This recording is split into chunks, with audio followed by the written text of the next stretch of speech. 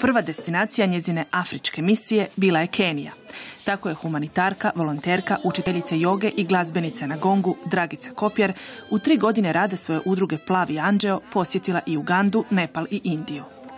Znači, kad sam vidjela na terenu što je potrebno, krenuli smo sa projektima sponzorstva djece, sa obnovom osnovne škole u Bugembeu. I zadnji projekt koji imamo, to je projekt pitke vode sa spremnicima, plastičnim spremnicima i pročišćivačem za vodu u ruralnim područjima i selima Ugande. Znači, želimo postaviti prvo jedan plastični takav spremnik od 15.000 litara na jednom otočiću usred Viktorijskog jezera. To je jedan mali zabačeni onako otočić.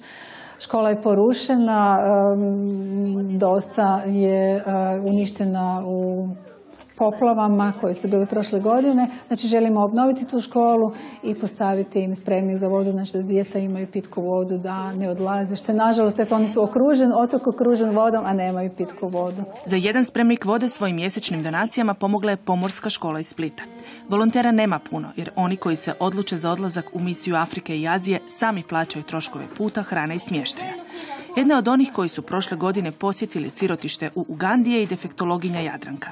Poveli smo kolegica i ja neke aktivnosti vezano uz higijenu u kući, vezano uz higijenu okoliša, tako da smo to bojili kuću, uredili, očistili, napravili koševe, učili ih da se smeće baca samo na jedno mjesto, ne okolo, uredili vrt koji je bio poprilično zapušten i zapravo ga napravili da bude produktivan, da daje ta zemlja nešto, jer oni imaju praktički vječno proljeće.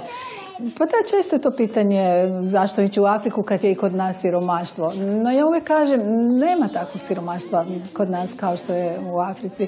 Jer gledajte, gdje mi imamo problem pitkom vodom? Ako i na selu nema negdje, ali ima bunara, znači to je kod nas drugačije riješeno nego dolje.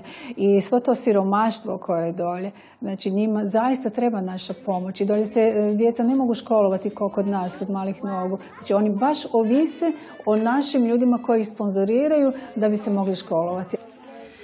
Prošle godine udruzi Plavi anđeo priključila se i nova volonterka, studentica zaštite okoliša, koja mora proći još dosta priprema kako bi ostvarila svoju želju odlazak u misiju u Indiju.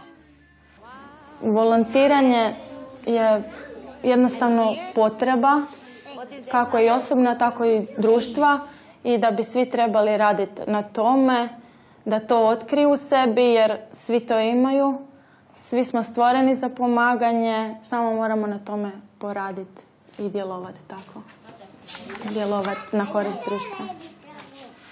U 3 godine rada putem udruge Plavi anđeo u Afriku je u misiju otišlo 15 volontera, a u Indiju 2. No ni volontera, a ni pomoći nikada dovoljno.